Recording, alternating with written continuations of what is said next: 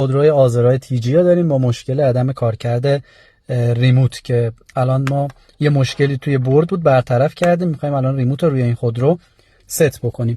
میام سویچ ها باز میکنیم. یوندای صادراتی آزرای تیجی از سال 2006 تا 2011 جزو آزراهای تیجی حساب میشه.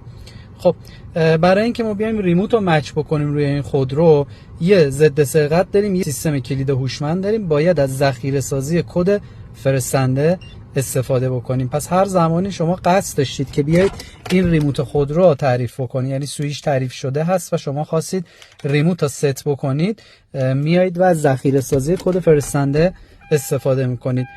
حتما سوئیچ خودرو زمان کانکت شدن با قسمت مربوطه باید باز باشه.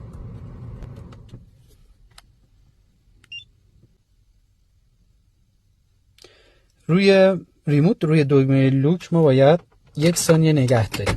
من ریموت ها در میارم، گزینه اینتر رو میزنم، اینتر رو که زدم 1 ثانیه من اینو نگه میدارم. میگه ریموت اول تعریف شد، ریموت دوم اگه دارید یس، اگه نه نو بذارید. شما هرچی اینتر و اسکیپ بزنید اینجا جواب نمیده. ببینید اینجا پیغام داده نو و یا یس و من چون ریموت دیگه ای ندارم اینجا نو میزنم.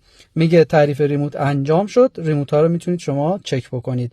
اینتر میزنم، از برنامه خارج میشم، کلا از برنامه میام بیرون صفحه اصلی.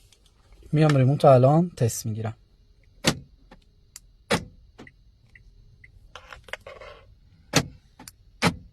با این روش شما خیلی سریع میتونید بیایید و ریموت رو روی ماشین مچ بکنید.